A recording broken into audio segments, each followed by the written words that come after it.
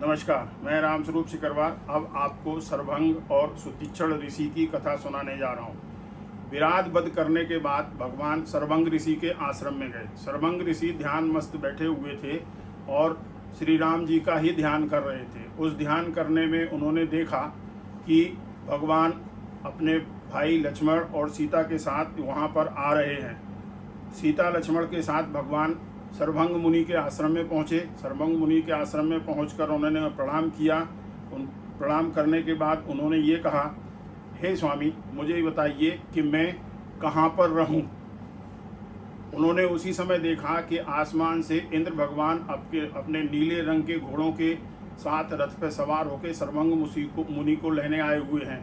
लेकिन रामचंद्र जी को देखकर उन्होंने अपने सेवकों से कहा कि नहीं, अभी हमें नहीं सर्वभंग ऋषि से मिलना है, अभी भगवान राम का बहुत काम बाकी है, इसलिए हम अभी वापस अपने स्वर्ग को चलेंगे। भगवान को सर्वभंग ऋषि के साथ मिलने दीजिए।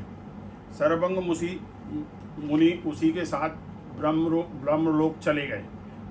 ब्रह्मलोक जाने के बाद उन्होंने ये कहा कि आप यहाँ से सुतीक्षण ऋषि के आश्रम में जाइए। सुतीक्षण ऋषि आपको आगे की योजना के बारे में बताएंगे।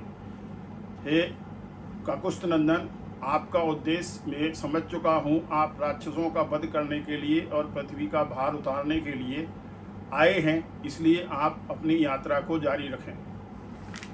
सुतीक्षण आश्रम से निकलकर भगवान राम अपनी धर्मपत्नी सीता और भाई लक्ष्मण के साथ चलते हुए सुतीक्षण आश्रम पर पहुँचे। सुतीक्षण आश्रम पर पहुँचकर उन्होंने देखा कि ऋषि सुतीक्षण अपने आश्रम के अंदर बैठे अग्निहोत्र कर रहे थे। इस पर उन्होंने जाके अपने धनुष की प्रत्यंचा उतार दी। प्रत्यंचा उतार देने के बाद एक ऋषि बालक को सूचित किया कि वो बताएं कि भगवान राम आए हुए हैं, जो अयोध्या नंदन दशरथ के पुत्र हैं। साथ में उनकी भार्या सीता और भाई लक्ष्मण भी हैं। सुतीक्षण जी ने उनको बुलाया और बुलाने के बाद उनने उनसे ये कहा कि आप यहाँ रात्रि में रुकिए। रात्रि में रुकने के बाद आपका जैसे इच्छा हो आप गमन कीजिए। तदनुसार भगवान राम, सीता और लक्ष्मण का उन्होंने स्वागत किया। अर्ध पार्ध फल मूल जल से भोजन कराया और भगवान राम रात में सुतीक्षण आश्रम में रुके। सुबह उन्होंने सुतीक्षण जी से ये कहा कि मुझे ये बताइए कि मुझे आगे कहाँ जाना है। तब सुतीक्षण जी ने ये कहा, ये पूरा दंडकारण्य का क्षेत्र राक्षसों के द्वारा आतंकित है। आपने शपथ खाई है कि आप राक्षसों से मुक्ति दिलाएंगे, इसलिए आप अपने हिसाब से जहां आपको उचित लगे वहां जाइए। तब भगवान राम ने ये कहा कि मैं दंडकारण्य में ही घूम घूम कर राक्षसों का वध करूंगा। इस पर सीता जी ने ये कहा कि हमने वनवास के चलते समय ये प्रतिज्ञा की थी कि हम हिंसा नहीं करेंगे।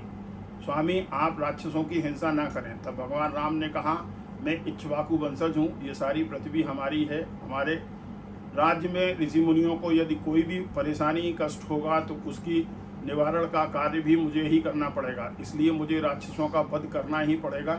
मैं अपनी शपथ से पीछे नहीं हट सकता हूँ। इसके बाद आगे चलते हुए भगवान राम दंडकारण्य में प्रवेश कर गए। प्रवेश करने के बाद वो कहीं 6 माह, कहीं 9 माह, कहीं 7.5 माह, कहीं 11 माह, कहीं 12 माह, इस प्रकार दंडकारण्य में भगवान राम 10 वर्ष तक बराबर घूम घूम कर राक्षसों का वध करते रहे और 10 वर्ष के बाद वापस सुतीक्षण आश्रम पे आ गए। सुतीक्षण आश्रम पे आने के बाद उन्होंने सुतीक्षण जी ने उनका स्वागत किया और वो रात्रि में उसी आश्रम पे रुके। नमस्कार, धन्यवाद।